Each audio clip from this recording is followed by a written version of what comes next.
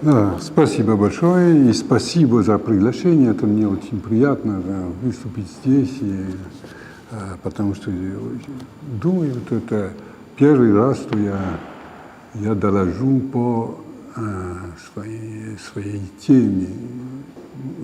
Извините, если вот я... Извините, пожалуйста. Извините, наверное, надо громче. Громче, да. Пожалуйста. Нет, хорошо. Спасибо, Александр. Я не включил даже. Не включил. А вы знаете, как сделать, чтобы они работали? Может быть, действительно нам сделать микрофон? Да? Может быть, нам сделать микрофон действительно, нам будет легче. Микрофон. It works. Okay. Вот, думаю, работает. Слышно? Хорошо. Лучше, это было слишком далеко. Я извиняюсь, потому что я бы не мог доложить на русском. Это я слишком так редко делаю. И я буду на английском. Ну, пожалуйста, если что-то непонятно, просите, спрашивайте, пожалуйста, я могу. Окей, вот. Well, now switch to English. Well, I will present here the words are coming in Russian now. I will present here the theme of research I did during more than 20 years. And I came here in Leningrad. It was Leningrad at this time in 1991. It was still Leningrad at the beginning of my stay. It was St. Petersburg at the end of my stay. And I was here to begin this study, this comparative and transnational study, with working in the archive of the Putilov factory, Red Putilov factory, as it was said at this moment, because I was studying the late 20s and the beginning of the 30s. And I would have done, with a great pleasure, a whole conference, a whole lecture on the history of the Soviet Union, but from the point of view of the history of the leaders, more exactly of the history of руководителей, вождей, начальников и так далее. But I'd like to present the main theme of this study, which is a study about the history of the 20th century. It's a kind of global history of the 20th century, from the point of view of the history of authority. What was at stake in the history of authority? When one speaks about вождях, about leaders, about Führer, it's easy to think only about the cult of the leader, the cult of the Führer, the cult of personality, of course.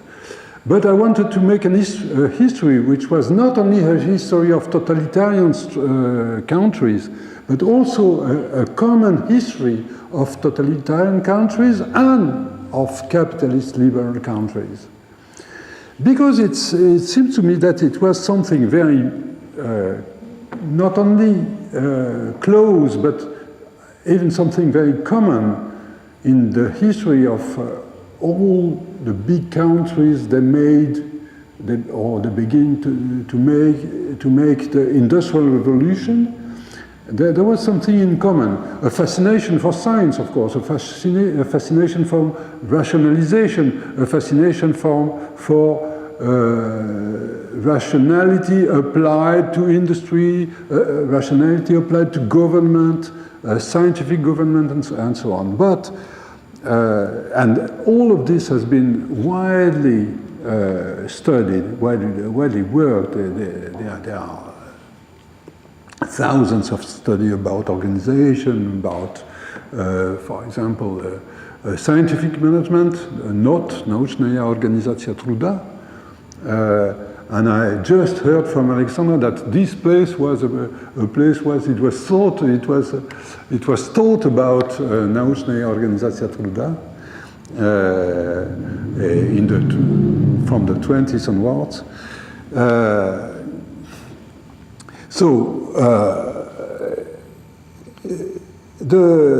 I could say the theme of my study is the role of the figure of the leader in the first part of the 20th century, but second, seen from a point of view of practice, from a point of view of action, from a point of view of the materiality of action and practice. It's a reason why I'm rather close to some discussions you have here, if I understood well what's happening in a European university in St. Petersburg. I brought my book. It's the last exemplar I would have. So I cannot leave it here. I'm very sorry.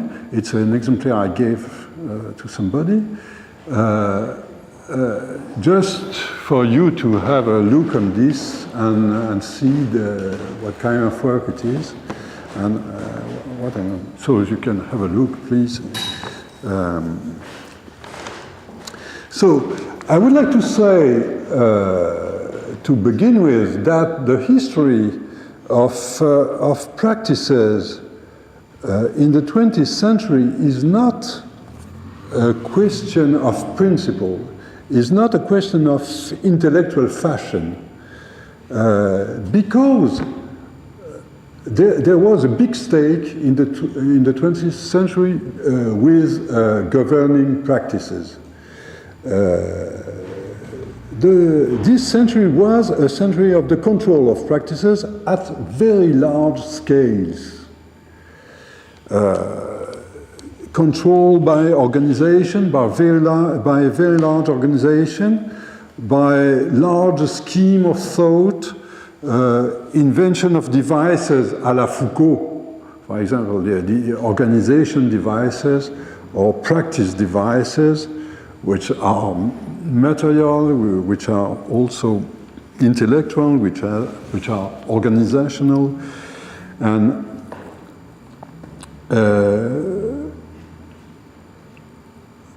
there were a full bench of new discipline of action.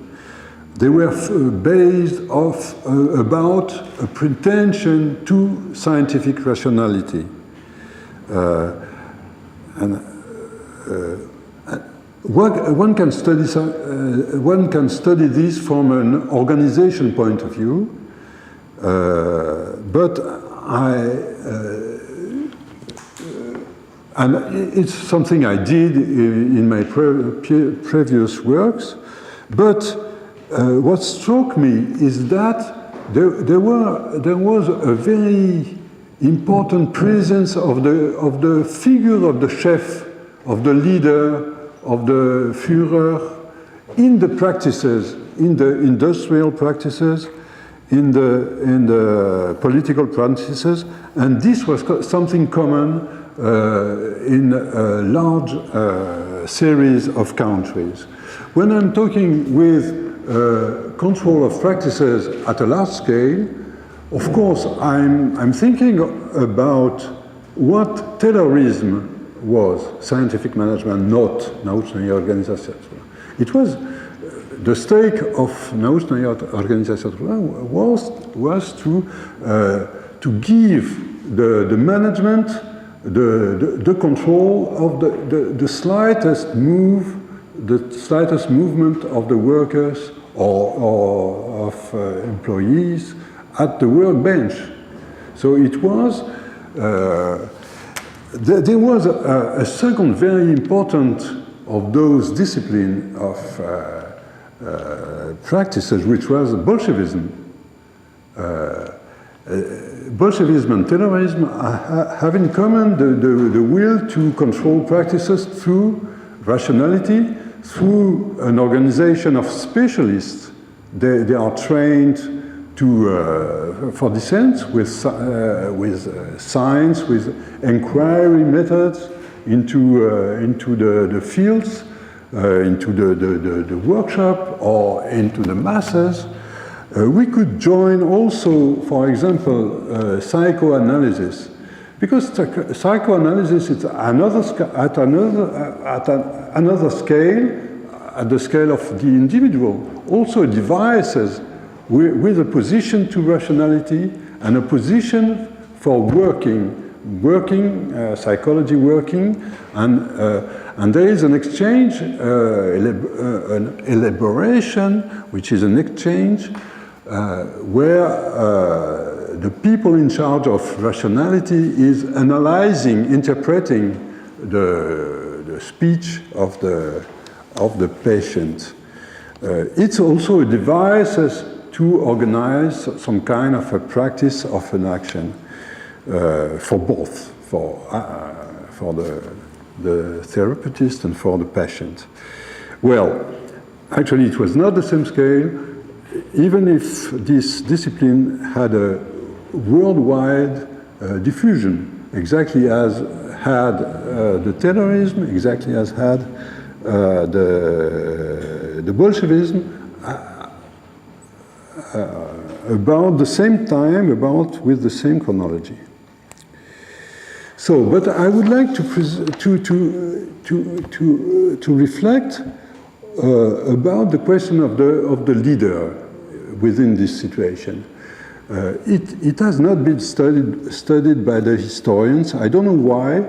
It's very complex. It's a very complex question to apprise why the historian avoided to work about a general question of the chef, general question of the leader, general question of the chef. It was easy, of course, to work on the cult of the great leaders. The great leaders are very important figure, very important personage of the 20th century, of course. But the question is not the great leader only. It's also the full scale of medium leaders, of middle leaders, of small leaders. And if I take the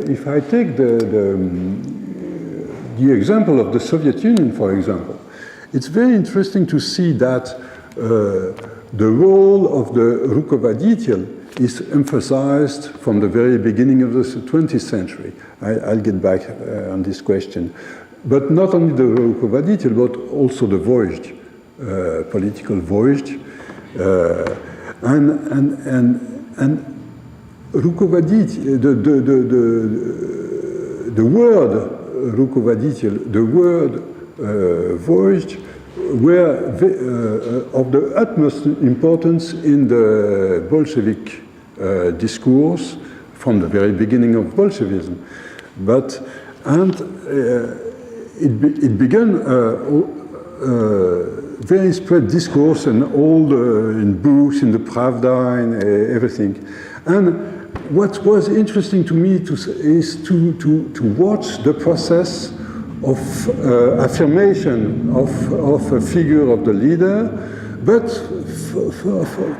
from a very special point of view here. And the Russian vocabulary is very rich in talking about what it is to direct, what it is to govern, what it is to manage. There is a very rich vocabulary which disappeared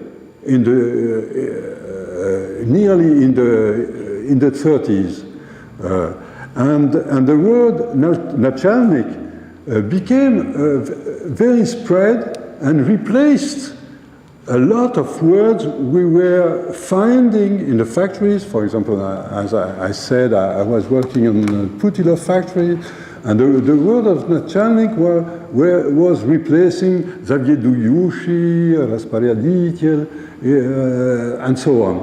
And it was an emphasis about a society made from hierarchies led by nationality. I would like to go a little bit further in drawing the trajectories of some countries. Because what I'm saying about Soviet Union was seen also in other countries. If I take the United States, I was struck in working on the history of the leadership in the United States. I was struck by the fact that the very word leadership is not a word of the 19th century. It is a word which began its career in the 20th century, from the very end of the 19th century, actually.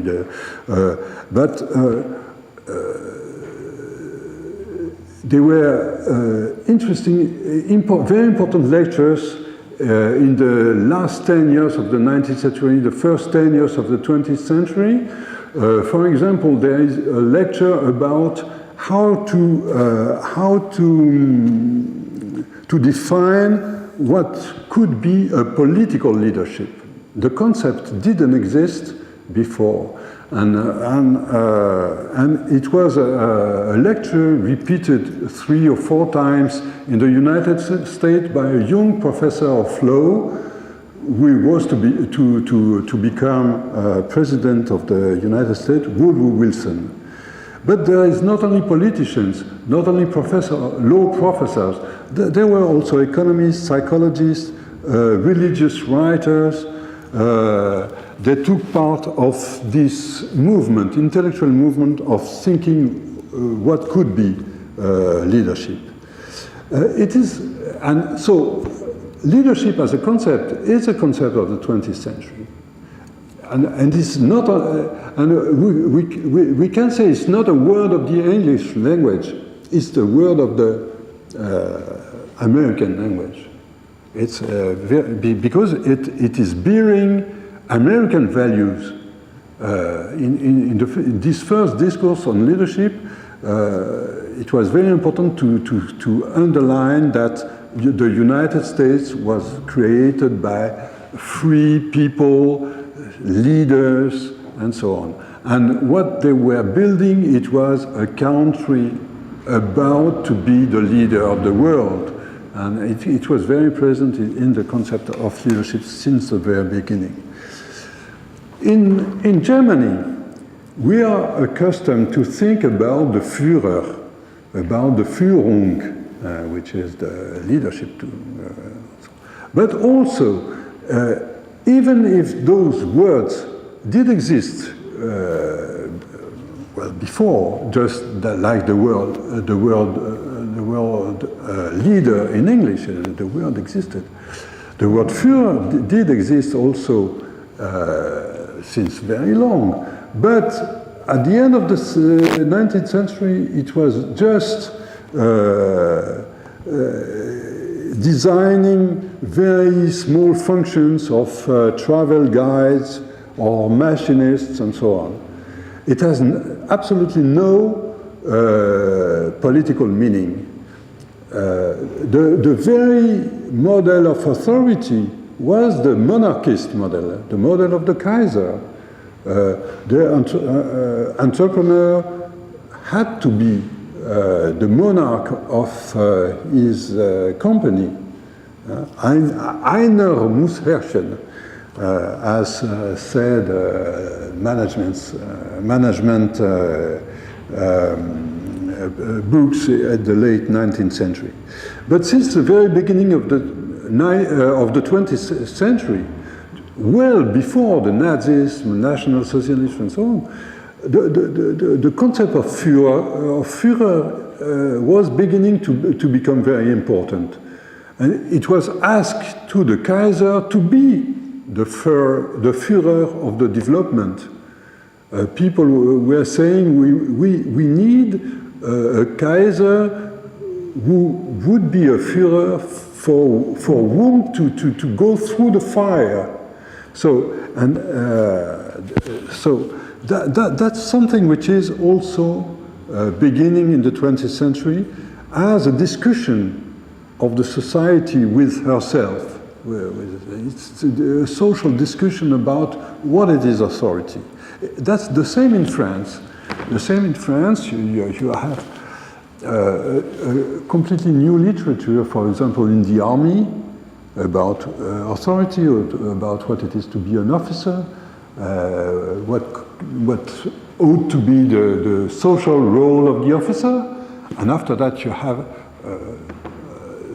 new discourses about the social role of the engineer, and how the engineer has to be a leader, not only an engineer, but a leader, and so on. And the French word chef, which is also a very old word, was at this time only designing, only pointing the head, the very head of social institutions, social organization. Since the very beginning of the 20th century, also, the word chef is beginning to become a general word for all the bearer of a slight piece of authority in institutions. It seems to be that the same discussion was also in Russia. If you take the very well-known book of Pobyedonoscev, Moskovsky Sbornik, which is a book of 1896, Pobyedonoscev is asking that Russia would have more настоящие правители, руководители. There is a reflection about the lack of authentic руководителей. But from this point of view, you have another proposal from another place of the landscape, which is Lenin's proposal. If you take Что делать, which has been published in Germany in 1902, you can see, of course, it's a book about the professionalization of the Social Democrat Party. It has to be a party of professionals. It's a reason why I'm comparing that with the planning department of Taylor. But not only, Lenin wrote that the Social Democrat Party need to be an organization of leaders, Организатор руководителей. So the word руководитель was used by Lenin for this purpose, but also the word voiced. All the social democrats ought to be vajda for workers and so on. So what I'm meaning is that in those countries that are old countries where there was a spread of industrial revolution, there was a change in the vocabulary, in the language, because of this discussion, the very spread discussion on authority in various fields of activity. Not only in the state or in the army, but in industry, but in the family, but at school, in the schools, in education. And there was an expression of a need for leaders. In all those countries, you could hear people crying that we need leaders. We need leaders, for example, Cabot, Richard Cabot, who was a professor of social ethics in Harvard. It's an old American Boston family. Richard Cabot was saying we need leaders in industry, in religion, in the army, in education. We need them more than anything else. And you had in France exactly the same declarations. And of course, you can say that this was common, but you had national versions, national variant of this cry. For example, in Germany, at the end of the First World War, which was a defeat for Germany, what could be heard is that we need one leader. One leader, one political leader was missing during the war. So it's the reflection that we need not only leaders, but one leader. So we can see how there was a focus, a concentration on the building of the figure of the leader. For example, in France, during and after the First World War, there were psychologists and management thinkers. They were trying to devise explicitly a figure of the leader, or the physiognomy of the leader, the physiognomy of the chef. And what was at stake? It's important to try to understand what was at stake at this moment. Of course, there was a mass production which was developing, mass politics with very large parties, mass war, of course, not with the American Civil War, for example, but mostly with the First World War. That was very much at stake, this question of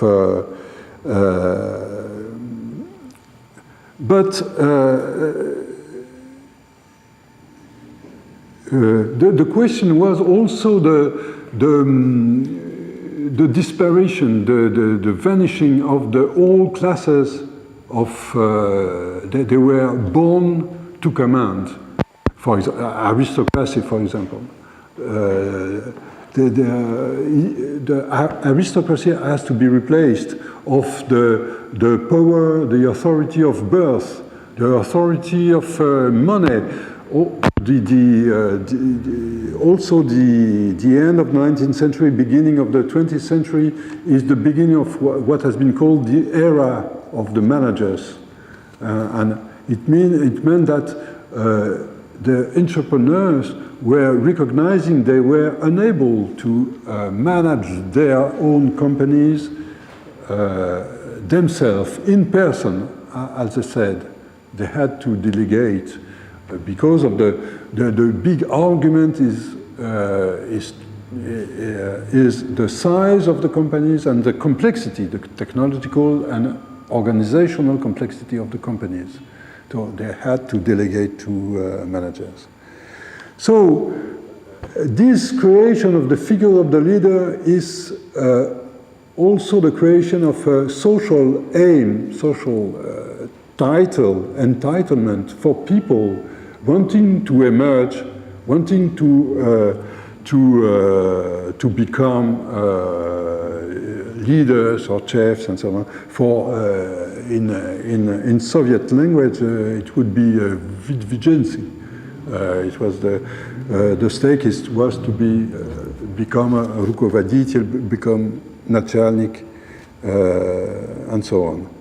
So it was this very figure of the leader which played a social role in, of course, a different role in those countries, different role at various moments, and so on.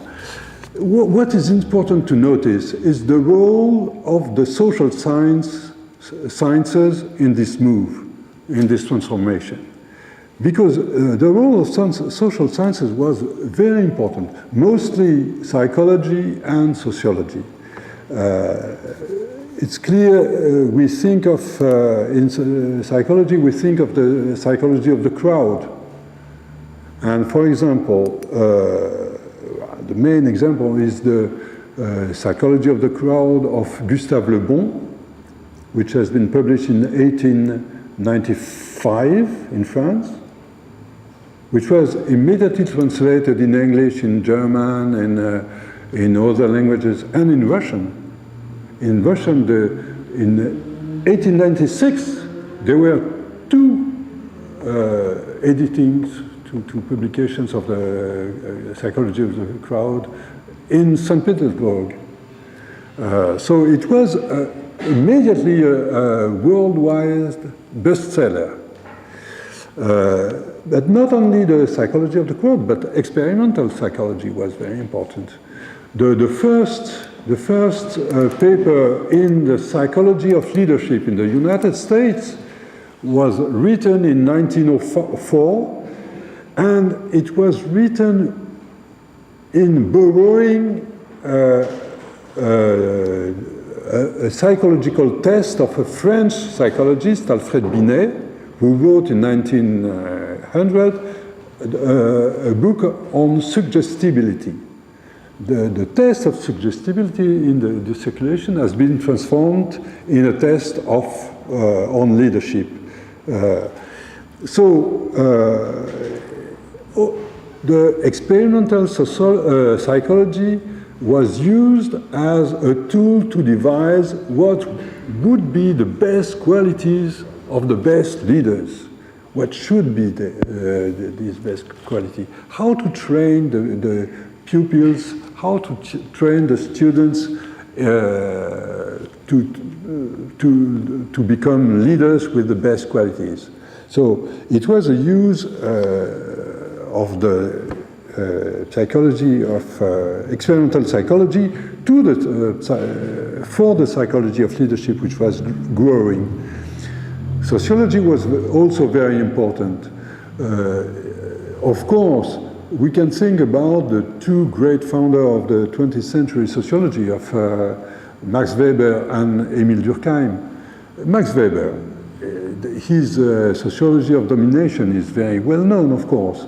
But taking the history of this sociology is very interesting, because it was a part of this discussion in the German society about authority and Führung. He began to write about the sociology of domination just before the First World War.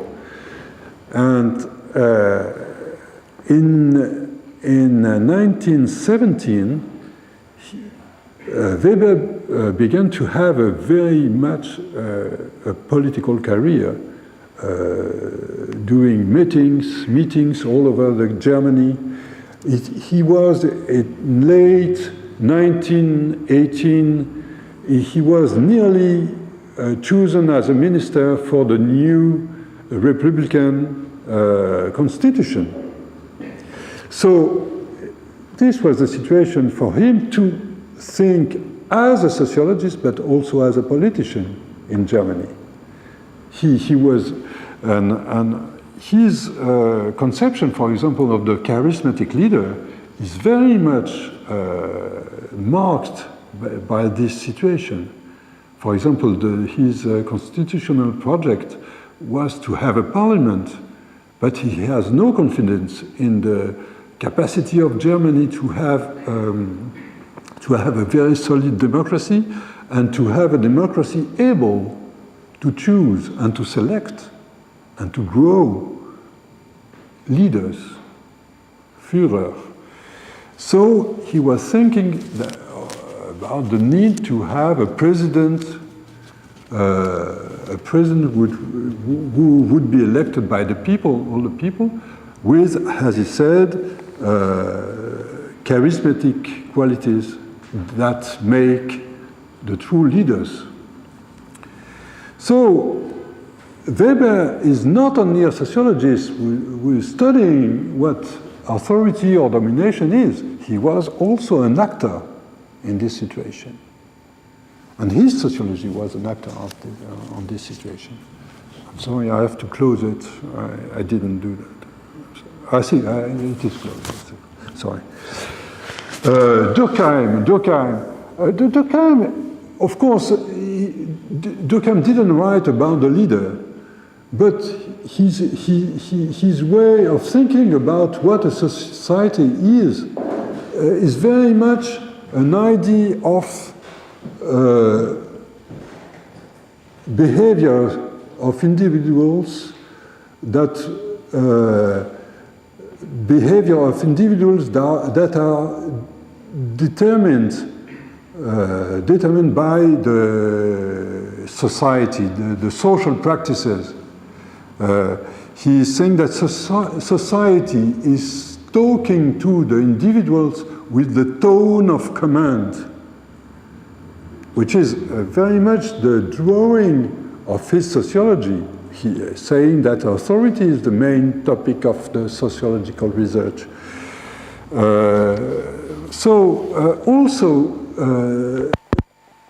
Sociology is very much inside this landscape on authority. It is very much in the landscape of the discussion about what would be the best way to manage a society and to have authority in the society.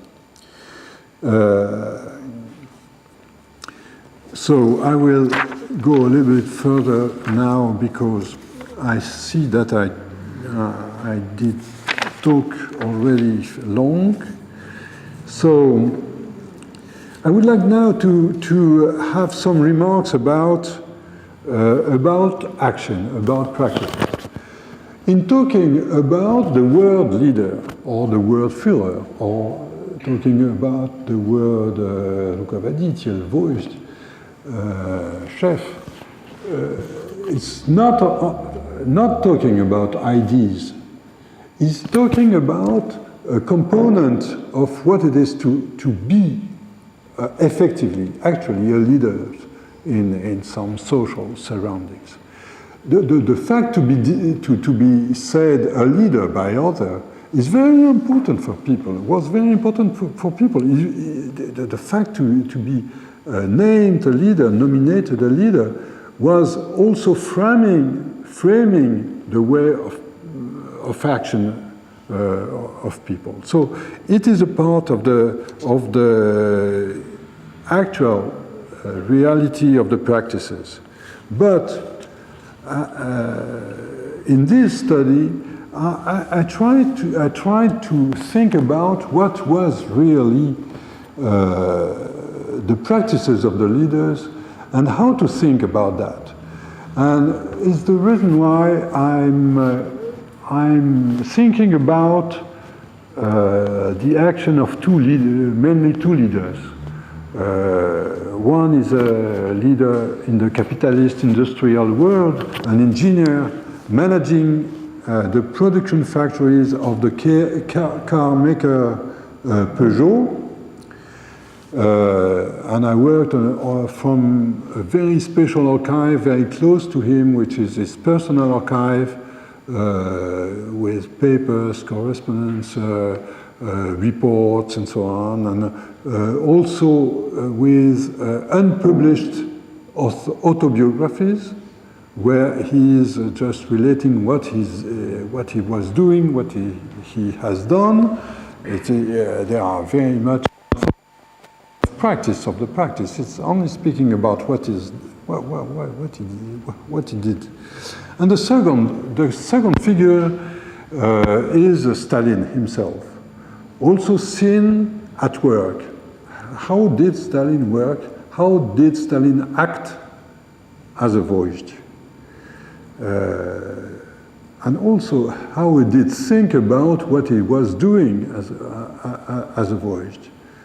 And also the archival material now available is very rich and very close to him, of course, because there are a lot of letters of Stalin, handwritten letters, in particular in the beginning of the 30s, from 1930 to 1935, when the telephone began to be important, when Stalin was in Sochi on the Black Sea, writing to Molotov and Kaganovich. They were staying in Moscow. And for example, it's very important to realize that a handwritten letter, took 1 day and a half to go from Sochi to Moscow with the Feldjäger of the GPU. And it's interesting to try to understand why, for example, did Stalin choose not to send a telex? He could send a telex with a code, and why he did choose to send a handwritten letter. And that's very interesting. And speaking about speech acts, it's very interesting to see that we can study his written acts. What is the effect he was expecting from his letters? The effect not only on Kaganovich, not only on Molotov, but of all the organization those people were commanding, directing. So that's a very impressive material that can be used in the history of practice. And the history of practice, from the point of view not only of the norm, of the rule, but from the point of view of what it was to design norms, to design rules.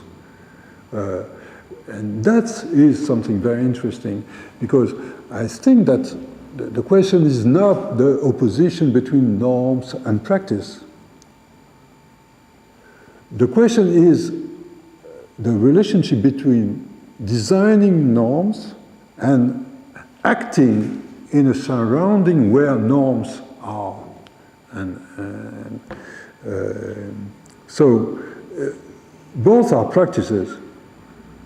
The practice of designing norms and the practice of living with norms. And of course, with the Peugeot engineer and with Stalin, we are on the side of the norm, of the practice of writing norms. And what did interest me is to understand how to understand what it was the political action. Because for me it was rather easy to understand what it was the action of a production manager. Because a production manager in a capitalist country, with a market, with an open market, with its institution and so on, the practice of production practice, organizational production practice, is controlled by the market. Also, what's interesting is that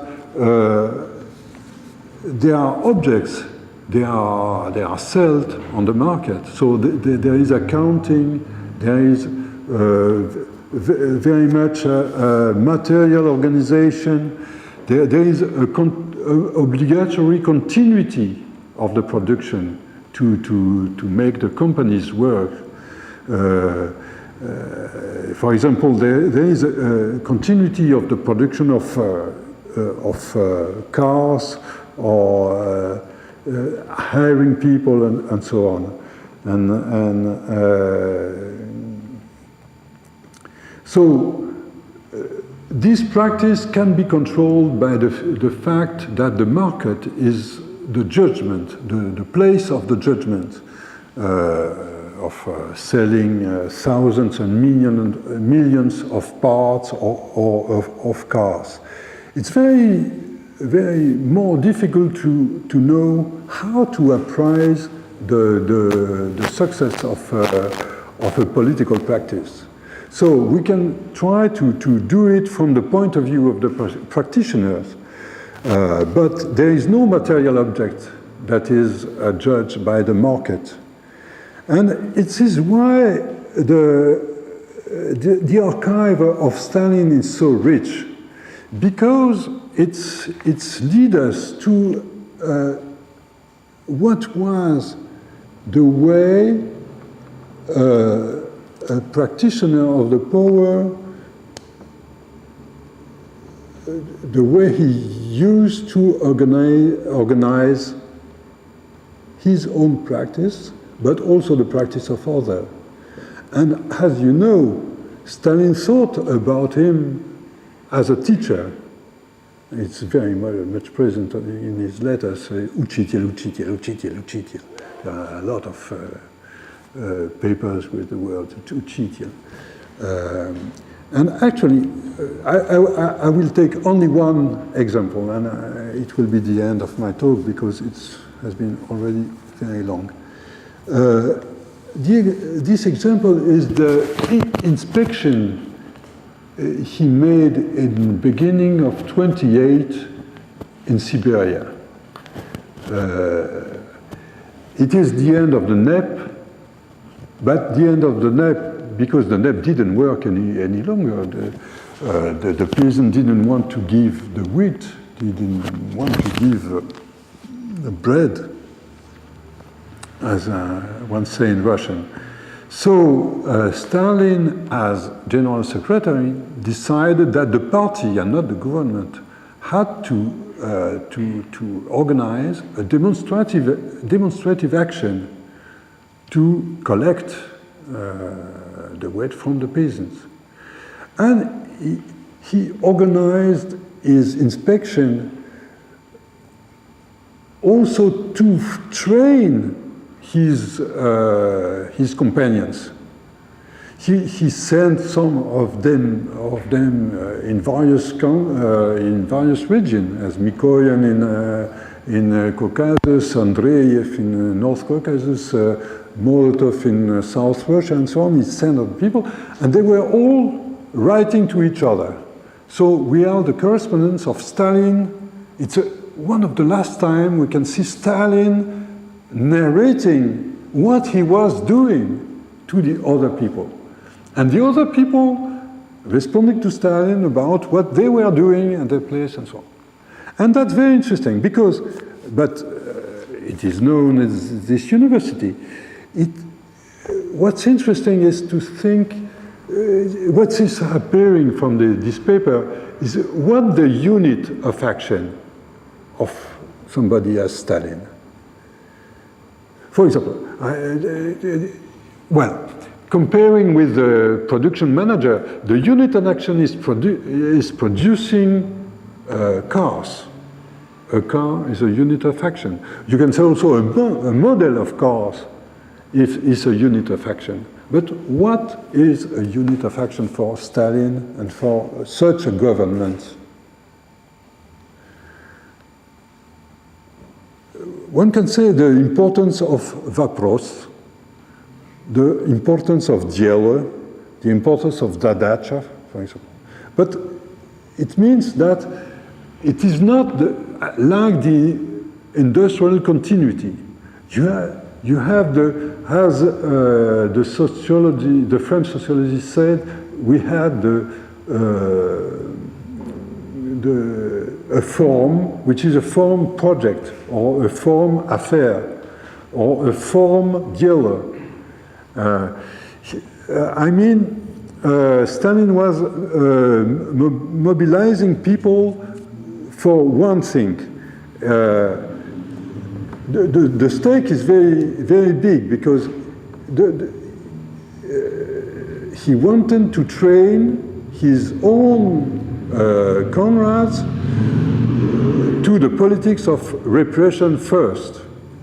First repression, not trying to be cool with people. And so, from his letter, we can see how he was explaining to the other how to do. Первое. План заготовок выполнить безусловно и полностью. Второе. Борьбу за усиление заготовок поставить в центре внимания партийных и советских организаций, как окружных, так и особенно районных, отодвинув другие задачи на вторую очередь. Это, I will only quote that because it's very important. Is this focusing on one operation, just leave the other operation to another side, and just focus, concentrate on this operation, which has been defined as полностью и безусловно выполнить план заготовок. Well, we could comment and so on, but I want to say that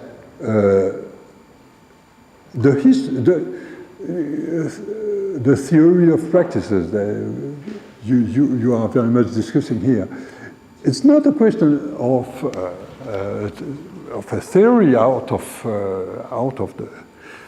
the world. It's for historians.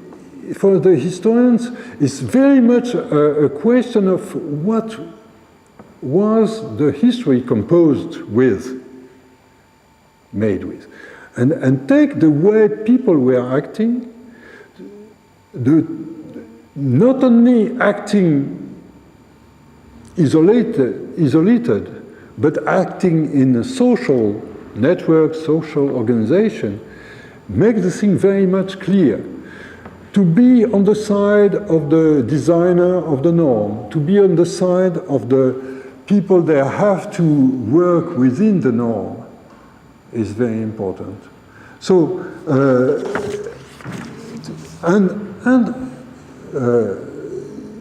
the way action, the way practices were organized in the 20th century has very much to do with what is practice.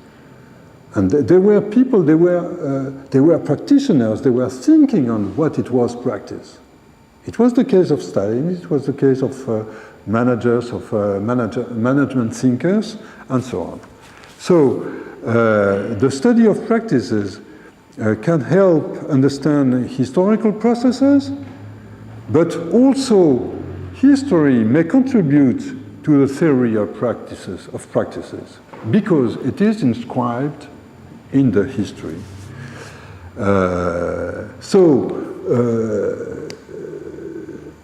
Now to conclude with, I would just say that if the 20th century has been a century of leaders, of вождя и руководителей, of Führer, of chefs and so on, it can be seen in the practice of people, in the relations between peoples, between material and people, but it's absolutely not sure that the present century, the 21st century, will be also a century of leaders, вождя и руководителей. Спасибо.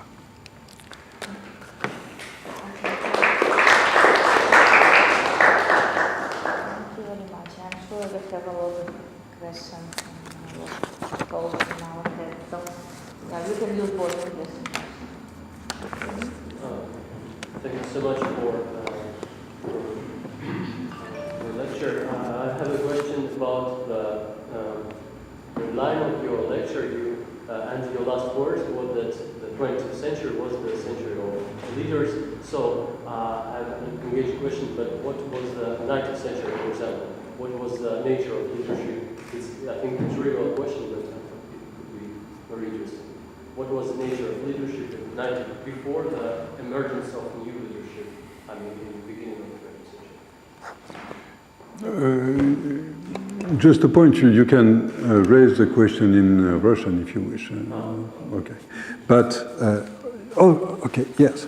But if I could say, I would say that also, of course, in the history, the old ancient history, there were leaders, there were chefs, there were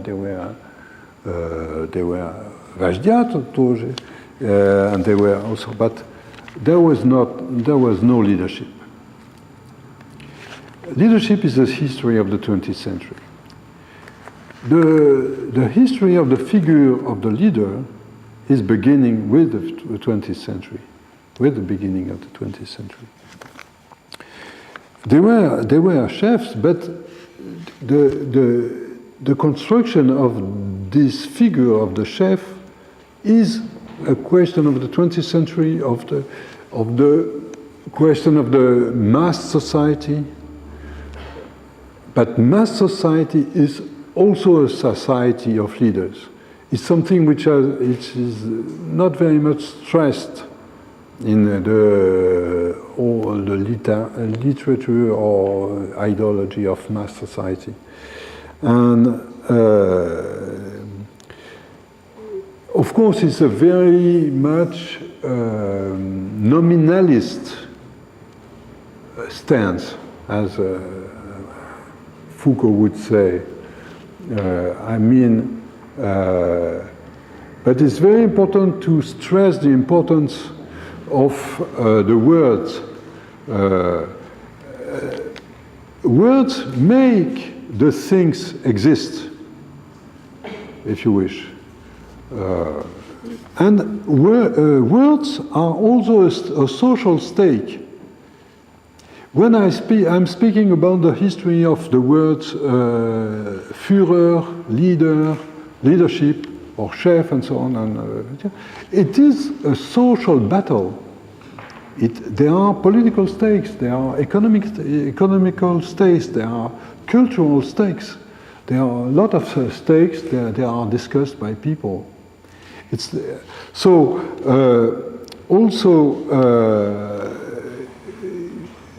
What is also constructing is not only a figure, it's cultures.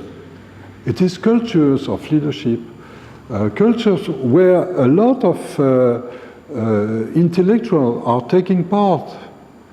Not only intellectual, practitioners, managers, people, they are not very much considered by intellectuals, actually. Maybe it's the reason why the question of the chef, the question of leader, has not been very much studied up to now.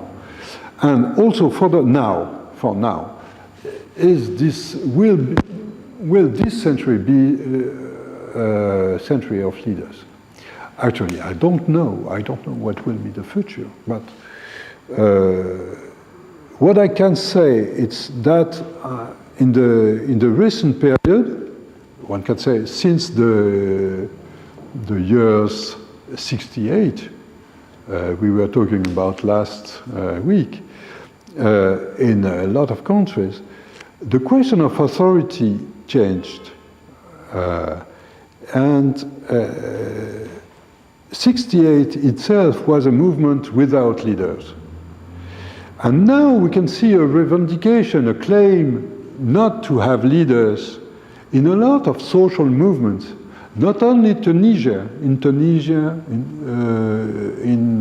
210, or in Cairo in 210, but also in a lot of social movements.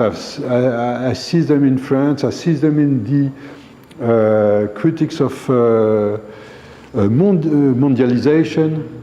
In the critics of mondialization, there are courses of anti-leadership. Not courses of leadership, but anti-leadership. I can see that in Brazil, for example, the without land movement, the movement of people without land has no leader. I've seen myself student strikes without leaders. It was a problem for the rector, because the rector didn't know with whom to discuss. There was no leader. So there is something. And there is a research, maybe helped by technology and by the networks and so on, and all the way to make links, but it's not only a social movement, but in management too. There is a research about distributed authority in the companies, for example. to try to avoid the vertical authority. It's a way also the management is thinking about. Well. Am I rightly understand you that the leadership emerged when there is a legion into some unknown and unstable world? So before the leaders, they were just rulers, because the world was perceived as more stable. So you can rule if you know the game. You perceive the world as more stable. Just a ruler who's doing this work. While in the 20th century, with a mass society, unstable world, a lot of wars, and another vision of the future, then you need a leader because you mobilize people to go into unknown. Is it what you wanted to say? Well, yes, but the fact is that those stable words didn't exist actually, and it didn't exist a reflection about what it was to lead, what it was to direct. Of course, there were reflection on government. We can talk about government, of course, and that would be interesting. And what I'm stressing with working on leadership, and in French it would be on commandement, that it is not exactly what governing is. It is really much the direct relationship of a leader with his followers or her followers. Also, it can be at a distance. The question of the distance, for example, is very important. How to lead at a distance and so on. But the thing is that, of course, lots of words did exist to talk about that. King is one of those words. Captain, masters, maître, rulers, of course, a Leiter in German and so on. All those words did exist, but it didn't exist an ideology, didn't exist a literature focused on these topics, and reflecting on the face-to-face relationship of the leader, and which was very much. And I can say also about government. I had a very big problem with Michel Foucault because, of course, I knew his work since long, but I didn't realize the importance of his concept of governmentality before 2004, when his courses at the Collège de France were published. And those courses are very important because he's saying that governmentality was beginning to appear in the 16th century and began to be spread really in the government practices in the 18th century, and saying that we are living the era of governmentality now. And what was governmentality? It was not command, it was not orders, it was not that. It was something different. It was not sovereignty. Sovereignty was governing a territory by law. It was not discipline, which was governing the bodies by rules and so on, and also by orders and so on. It was something to govern populations, and population don't obey. Population as responding to influence, to inducement, for example, not to orders in a direction. So it was not command. Governmentality, Foucauldian governmentality, was not command. And I was, at this time, working since long about command. and leadership as a phenomenon of the 20th century.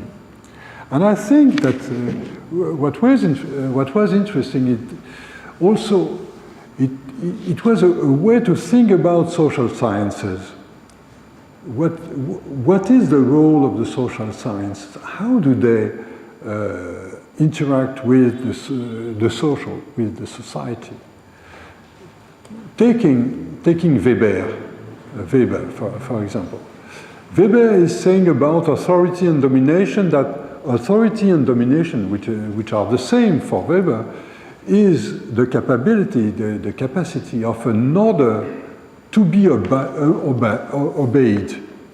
Capacity of an order to be obeyed. That's authority for Weber. So, authority is coming from an order. And it is the possibility of obedience. So it's not at all governmentality. Foucault was devising a way of thinking about authority which was, from my point of view, much broader than a thought of authority as a question of order, of a command. So that's a very interesting that the 20th century has been a century of command, of orders, of leadership and so on, and also a century of governmentality. And that they can combine, they can exist at the same time in a society and interact between each other. I could comment further if you wish, but for the moment. We might say that the leadership is needed in a crisis of governmentality. Is it right? I don't know. I have no thesis about that. I have no thesis at all about that.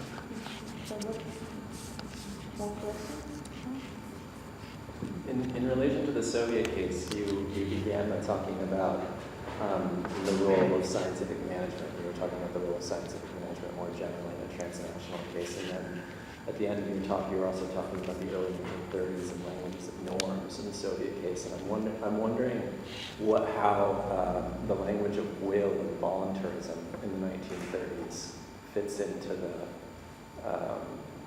the kind of leadership scheme that you've presented for the Soviet case.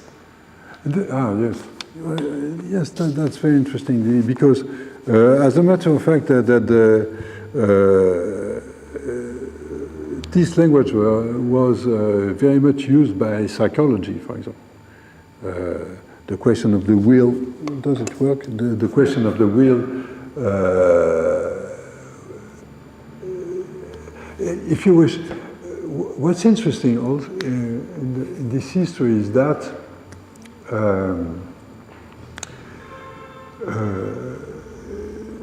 the psychology very much built its conception from the example of the leader, actually. And personality was also a question, very important and broadening concept of psychology at this moment. So, and the model for the personality was the leader, with his will, with his voluntarism and so on. So I think that this language of psychology about personality was very much fit with what it was at stake in the Soviet Union to build a new country, to build socialism and so on, and to rest upon not only the politic of masses, but to rest upon or qualities embedded in the persons. Exactly as you can also think of charisma as a quality embedded in a person. It's a way to understand charisma. There are other ways to do that, but also that is something which was very important. And the culture the will, not only of the masses but of the individuals. Actually, that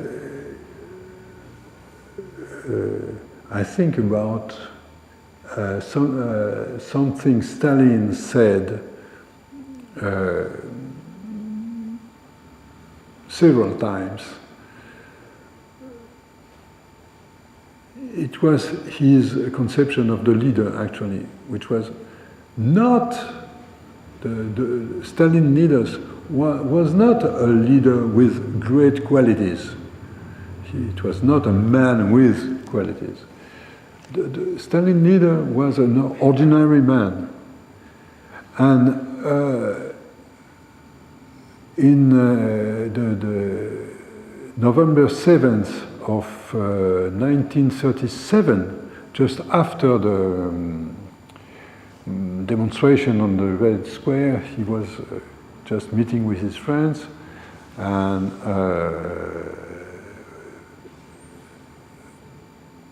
they were talking about what it was to be a leader. And Stalin said, of course, it was during the Great Terror, and all the speech of Stalin to his friends, it was not a public speech, was to say that we are not like those figures they are admiring the elite and so on, and like the Trotskyite and so on.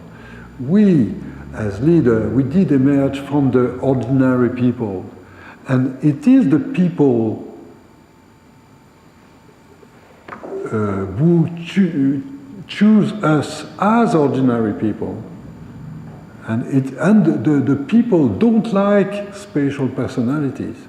The people like ordinary people, and it's the reason why they choose Molotov, Chuba, Voroshilov, и так далее, which is a very interesting theory addressed to the ordinary mass of the party, actually, saying, we are not very special people. You choose us as leaders. Actually, there are other moment when it has been published. It has been published, actually, the first appearance of this idea is 1923, which is very early in Stalin's career, of course.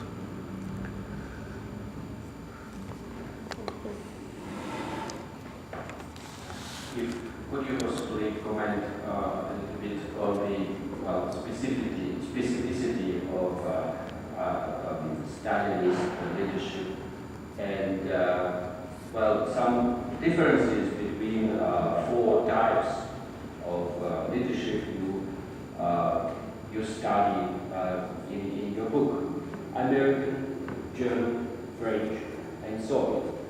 What is common for all these types? Well, I guess I can understand. So, these mass societies probably, and Taylorism and some other things, even vocabulary and engineering, social engineering, and other things. But what is different? Okay, well, thank you very much. I'm not speaking about four types of leadership. I am just speaking about four situations. They are national, but they are also transnational. I said about what was crossing the frontier. I could say much more about that, and how all of that was at the same time very much national and international or transnational at the same time in there. Because what's done with a German Slaval is not the same which is done with an English Slaval. Well, but the question is, what's different? I would take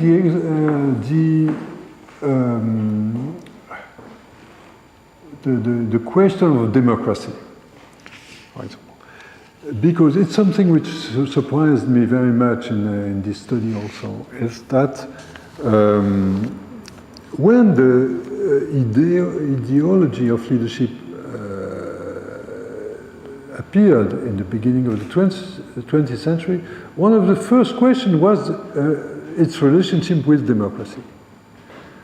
And also you have different versions of relationship with democracy. But, for example, in the United States and France, which were, and Germany before the war, the First World War, and the Republic of Weimar, you have the idea that leadership and democracy have to combine. Democracy have to accept leadership, as was saying people. They were promoting leadership actually as a way of building society, and but the democracy have to accept and to help leadership to accept the power of great men and so on and so on. It was a question. It was exactly what actually Weber was saying. It was not only Weber who was saying that. It was very much. It was very much also the actors themselves. They were saying that in various domains. So, but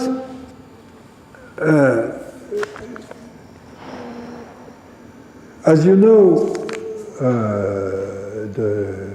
in Germany, there has been the appearance of national socialism, and for national socialism there is impossible compatibility between leadership and democracy. For the Führer to appear and to install, the democracy had to be destroyed, completely destroyed. So there is an incompatibility between leadership and democracy, which is not what Max Weber was saying. It is something else. It's because Max Weber is accused to having prepared the Nazism with his thinking about the charismatic leader and so on, but it was absolutely not the case. Well, and for the communism is something different, which is another combination between leadership and democracy. As you know, there was some kind of a preservation of democratic facade, but it was just a facade. And the condition of the Communist International, there is a condition of the Communist International since 1919 that all the Communist parties have to have, to build, to organize through a democratic centralism. Well, you know what it became. Also the famous democratic constitution of 1936, it was the same. And actually there is the paradox is in the constitution itself, because the constitution is the first Soviet constitution recognizing the Communist Party as the leading force of the country.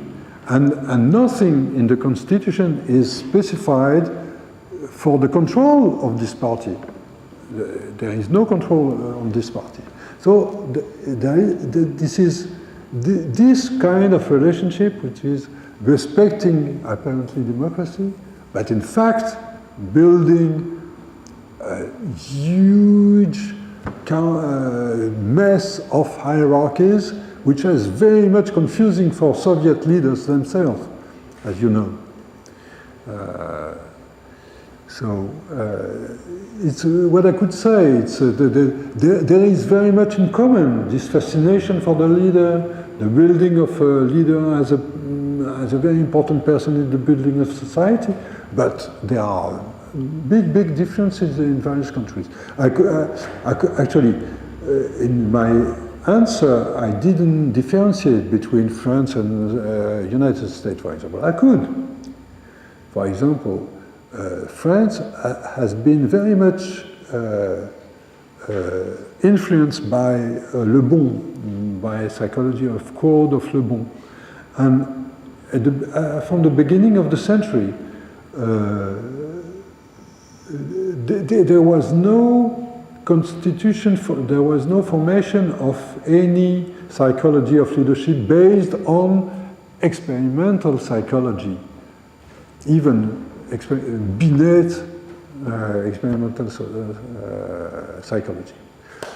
In the United States, experimental sociology became a huge university discipline with specialists in psychology or in education, with journals, there were hundreds of papers about what are the best qualities, and after that there was the behaviorism, because actually they were thinking, trying to test the qualities of leadership, but stating also that it was impossible to have a selection of some qualities that make the very true leader. So they tried something else, but it was professions. They were professions. They were involved in that, which was absolutely not the case in France, for example. Well, I could also expand on that, but. I think I'm building on the question of leader, and we had more or less the same idea that the age of the masses coincides with the age of the leaders. When you have the mass society and you don't have the pre-established hierarchy into which you are born, then of course you have to figure out who is on top or in front of you. And then the leaders rather than kings and rulers arrive. Here I'm the leader. The problem, though, is of course the intricacy of the detail and the empirical base on which you're building your case. Because your case is not, Le Bon and Tard on the crowd. Your case is managerial science in the United States and then managers in the Soviet Union and France, meaning very often industrial managers, not only party managers. This is not the case with a leader in a mass society of a revolutionary crowd or people getting on the street what Simon Le Bon has analyzed. So I was wondering to what extent the question is not about the appearance of the new, but rather restructuring of the field of the idea. And here conceptual history and very careful conceptual history would be very important. It will also reveal the differences between the countries. And here I think Mikhail's suggestion was important. To give you two observations. First of all, in Greek language, the leader is the word for the bishop. It's hegumenos. Hegumenos comes from this, it's igumen in Russian. It comes from the same word as hegemon, which you know, of course, and hegemony. It's basically hegemostai is the verb to lead. So it gets in the church language, becomes hegumenos, which is the bishop. The bishop is always there because apparently he is primus inter pares among the brethren. It's also the same kind of democratic situation when one guy is in front of others, leading them in the right direction. It's just that this life, a monastery life, or life structured as a bishopric is not very prevalent before the revolutionary fantasies killed the people. Now, how did this model of hegumenos then becomes transformed into the general model of Führer, which is not just an excursion leader, as you said, but suddenly it's not only an excursion leader. No. Suddenly becomes the leader of the whole people, right?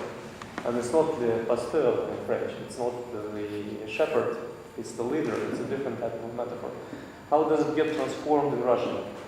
You mentioned начальник rather than заведующий, or there's another word you mentioned, руководитель. Now the two base metaphors are very different in Russian, between руководитель and начальник. And I wonder to what extent this is reflected in the book, or one can find very suggestive hypothesis if one worked on the history of concepts. Начальник fits very nicely into what Hannah Arendt writes about primus inter pares. It's the person who starts, but who is never responsible for ending. It's the epitome of political action in her book, The Human Condition. I mean, it comes from the Greek word arche. Arche means to be at the top, and simultaneously to start rather than to finish. I mean, I can give the reference. Руководитель, I don't know how it comes from, I never studied it, but it's somebody who moves the hands. The hands of one's own, or the hands of the child, I don't know, but one should take a look at how the concept originated. And it has a very specific pragmatic situations referred to, which pragmatic sociology or pragmatic historical sociology should be very aware of and pay very detailed attention. Absolutely. So you see, for example, also in the church jargon on the verge of the revolution, it was not only Hegumenos who was the leader, it was also another thing, which I studied, that's why I kind of looked at them. It's what became in Russian not председатель, but rather предстоятель, the official title of the head of the Russian church. And for Greek, this is proistamenos, the one who pre-stands rather than the one who leads. The differences might be trivial in terms of the parallels of the workers, but the original philosophical conceptual differences and Christian differences are very significant. So what I'm just arguing for in my lecture presentation is for a very careful study of terms. It might tell us something which would be distinguishing Russia from the leader in Fordist plants in America, or from le chef. I can't imagine why the French chose chef. Was it the Indian imagery? Or is it the chef as a cuisine? I mean, why the chef? Chief in English is suddenly, there's a very strange connotation. And le siècle de chef is le siècle de начальники. This would if we are careful for the reconstruction of the universe of meanings. I'm sorry, it's a very primitive point, but I just... No. Thank you very much. It's a very important question. No, I have a chapter about the question of translation, of elaboration, about what are those differences. But actually, I'm not very much... I don't know very much about the Russian etymology and so on, but one of the main question, for example, is the difference between leader and chef, because, for example, with the word leader, we have the idea of the emergence of a leader from a group, from a society, just a free emergence of somebody. A chef is more somebody who is nominated by some authority. So it's quite nearly opposites.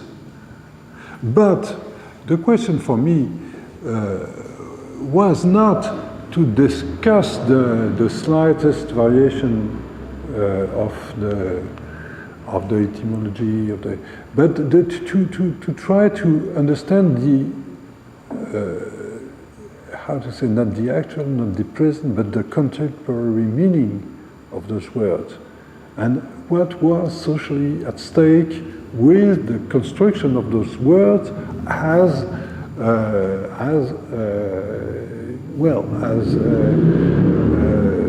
pretext of action or support of action and so on. So I'm absolutely convinced that those variations you have stressing, for example, I was struck about the presence of the words распорядительство, распорядительность, where распорядительность can be found, for example, in the archive of Couture Factory, we are losing any распорядительность, for example. That's very important of course, that's very different from what it is in Начальник. It's not only in Начальник. So, but the question is not a question of the history of the language, I think. Or it is a question of history of the language, but first of all, the question is to appraise in which situation appeared such a word, or in which process, historical process, such a word was disappearing, vanishing. And of course, in appraising a situation or an historical process, can be helped by etymology, by what? Actually, I didn't think at all about hegemon or egumenos. I didn't think about that, and I would have a chat with you with pleasure about that. But the question was to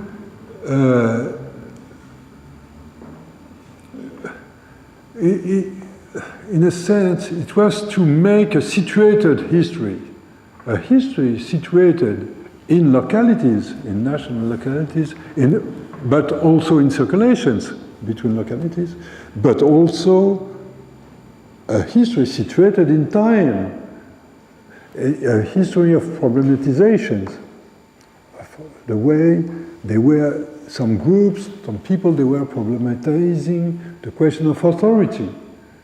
And it was very important to me to understand why management thinker from the economic world why they were thinking at the same time about the same topics as psychologists, as sociologists, and so on, and the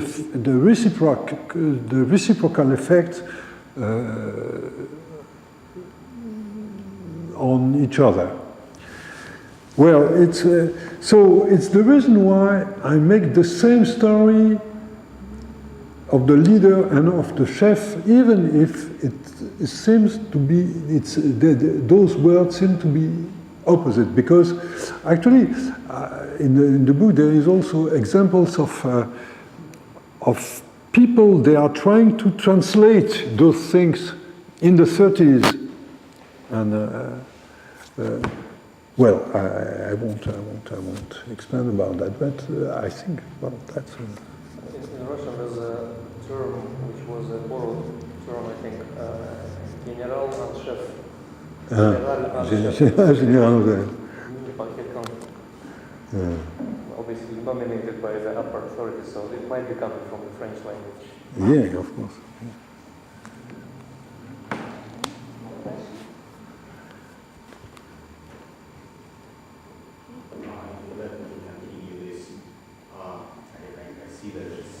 Can you open your microphone? Or, yeah. Or. Yes. Okay. It's okay. If you let me continue this topic of terms, I also, paid attention to this word "начальник", because basically I have a very strong feeling that in the Soviet language, which is not the same as the Russian language, the term and the word "начальник" is sort of negative. I can hardly imagine that you call Stalin начальник if you are not in prison. I mean that начальник is a word that it has some negative, especially гражданин начальник. Some arrested people who, address to those who arrest them. Гражданин начальник. Начальник is a word that the criminal used for policemen in the Soviet language. So, or it can be very official name of some duty, of some position, but then it is more or less connected either to the military, начальник отдела генерального штаба, начальник генерального штаба, or начальник штаба полка, or to the factory plant, начальник цеха, but never to, say, scientific institution. He will never be начальник отдела, he will be заведующий отделом, I think so. He will never be начальник института, but директор института. That's it. So I mean that it is a very specific word, which, or actually it can be considered as several different words that look like the same.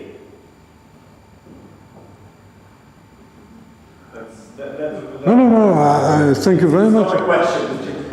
Well, it's not exactly. It's not a question. It's a contribution. I completely agree with that.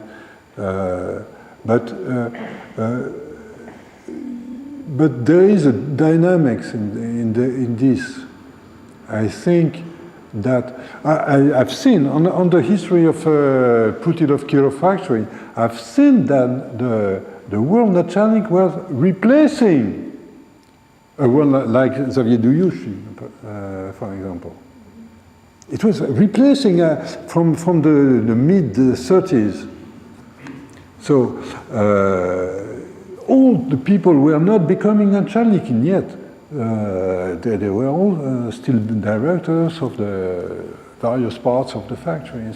But the word has been spreading, and actually there have been well, that's a history. That's a full history because, for example, staying on this point, the Soviet borrowed the functional organization devised by Taylor and American managers, and it was named Funktionalka. It was a functional organization with ideally a bureau that they were helping the vertical hierarchies just as a help, as a council, it was not a hierarchical power of those departments and so on. But the proliferation of lots of hierarchies in the Soviet economy made impossible to keep this functional hierarchy, this functional. In the economy, there was the vertical line of the People's Commissariat. There was the party. There was acting, but there was also the police since 27. There was also the party state control. There was also the justice also coming into the factory. And also the trade union, as you know, so there were a lot of parallel or converging, more converging to the top hierarchies. So in 1934, the Congress of the victors decided to suppress the Funktionalka, and there have been a discourse of Orjonikidze saying now it is no more Funktionalka, it's начальство, which is the government by the начальники, in fact. So it is a dynamic, I think, and I don't know very much about this dynamic, and that can be done a lot of work about that. But I think this has to be considered historically as a process, as processes. So I fully agree with you, but with this question of process, which makes the thing changing. More questions or comments?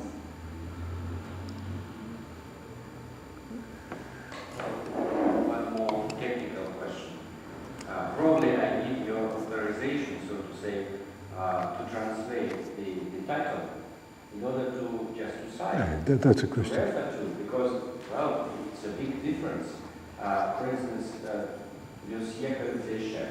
is it столетие вождей или столетие начальников?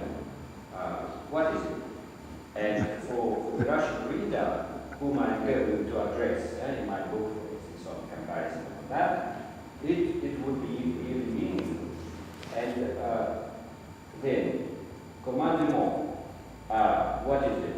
How would you translate it accurately into Russian? Thank you in advance. No, well, I've not the answer actually. I even don't know how to translate it in English.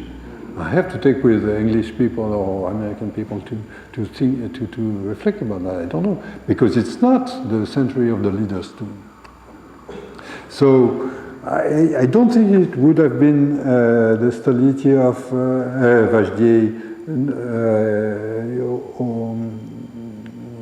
но столетие начальников, но столетие руководителей, может быть, немножко побольше. Ну, это большой вопрос. I should have also to discuss with German people. Stoletje of the Führer. It's impossible. It couldn't be the stoletje of the Leiter too, because the Leiter is the word which has been scratched by the word Führer in this period, I mean. Well, that's a very question, the translation of the title. What about commandment? So I just try to grasp the difference, because you use two terms, autorité and commandement. Mm-hmm. And how to rate it properly in Russian? I don't know. Just try. Maybe authority, we could keep authority, because it has been something very much discussed in the Bolshevik Party. Since the very beginning. Autorité. Et autorité, oui.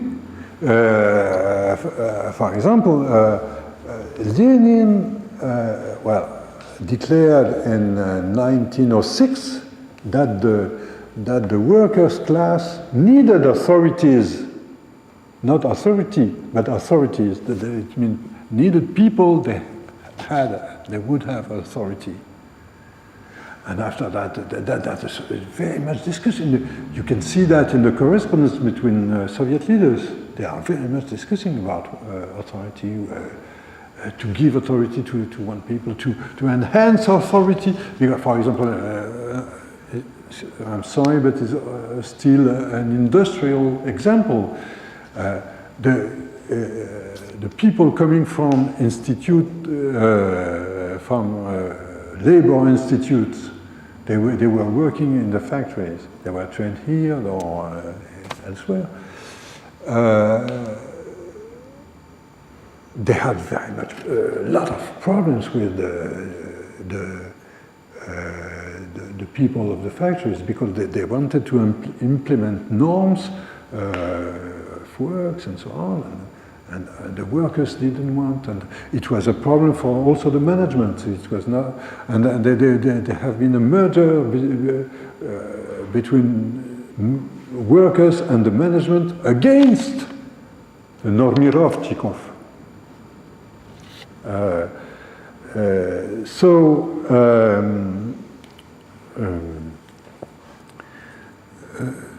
What was the question? I'm sorry, I'm tired. I lost the question. How to translate commandement? Yes. Yes.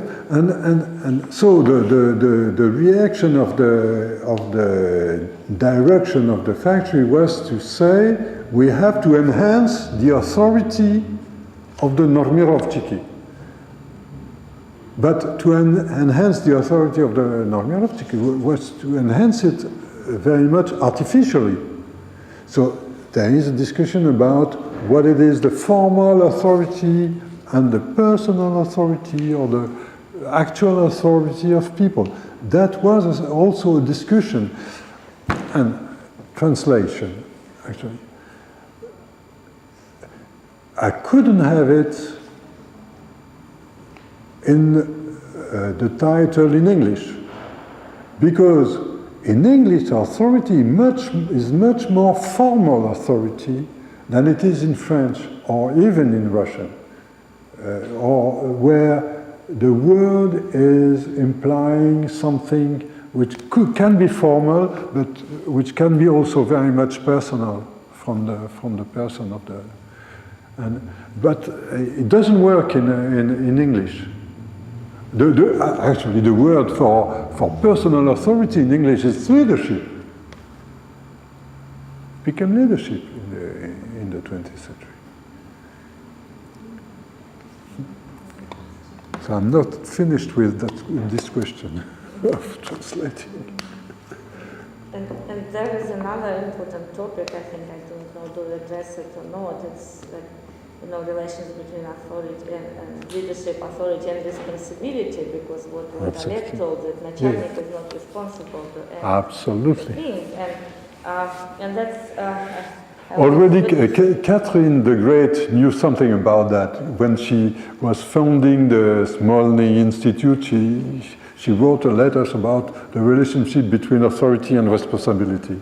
Yeah, and when we look to this, great break, the end of 20th, beginning of 30s, I think it's one of the major questions there, and the responsible leaders couldn't survive. And I know from my own research, when responsible leaders were asked to fulfill the plan, and they told that they can't do that for the very, rational reasons.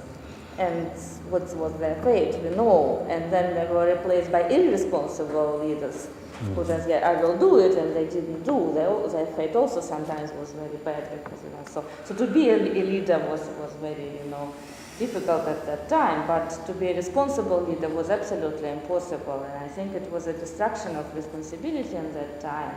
And I always think what was the rationality behind that, because it seemed to be very irrational, so the production didn't grow too much.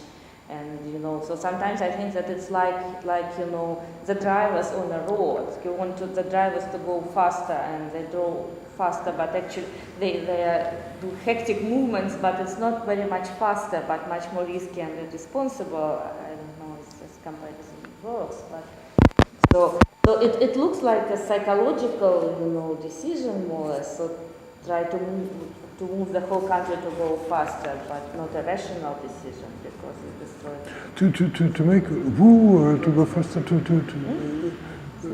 For whom to go faster? For the whole country, I think. What was the first for the country, plan? We wanted the leaders. They wanted the country to work faster and give more production. So I think, and then you destroy the responsibility because the responsible leaders, they see the very objective, difficulties in that, lack of infrastructure, lack of workforce. At least why they can do that, and then irresponsible, leaders, they took the rules of the game, and was it really fast? I would repeat that I have no personal position about that. My position is to study the point of view of the people, the actors, and I couldn't have a position because it would affect the capability of understanding the various conceptions in the empiric world. But actually, one of the questions which is very much discussed is the balance between authority and responsibility. It is present in this Catherine, which is much before the 20th century actually, but after that it is present in a lot of writings about authority, that it has to be balanced. And for example, one of the claims of Soviet rukovodители is that they had a big personal responsibility, but no authority. And that is a discussion in the press, in the Pravda, in Trud,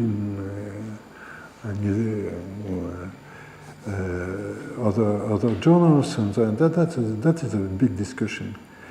And so that is also a stake, this balance between authority and responsibility. A stake which has various forms in various moments and various places. The question of rationality, I have no position about that because I was struck, for example, I was struck by the fact that there is a discussion about that in the Soviet leadership, about the rationality of the forced industrialization, realism of such a measure of the plan. There is a discussion. And I was struck by one thing is that the historians, even the great historians, a great historian as Robert Davis, who is one of the greatest economic historians of the Soviet Union, was using the word realism in the same way. He was thinking of, for example, the conception of the second 5-year plan in the same term as the actors, Xavier Nagin and others. I was struck, and I said to myself, I have not to use these terms the same way, because I won't understand what is realism for the people they were talking. And that's something very important. And so I don't know. I can just notice how the people were discussing that. For example, there is an episode which is very important at the Kirov plant. It is about the production of tractors. Production of tractors. The factory was given an order from Moscow to build 12,000 tractors in 1930. In 1929, only 2,500 were built. So 12,000, it was 5 times more. So all the factory said, it's impossible, it's impossible. But saying it's impossible, it is impossible to say that it's impossible. It was already impossible. And so there have been a very intense discussion, of course, with various episodes. And for example, the director of the tractor factory was Ivan Ivanov. Ivan Ivanov was an engineer trained before the revolution. He built the tractor factory at Putilov, and he said, no, technically, it's impossible to have that. Kirov came. He was not yet. He was already the secretary of.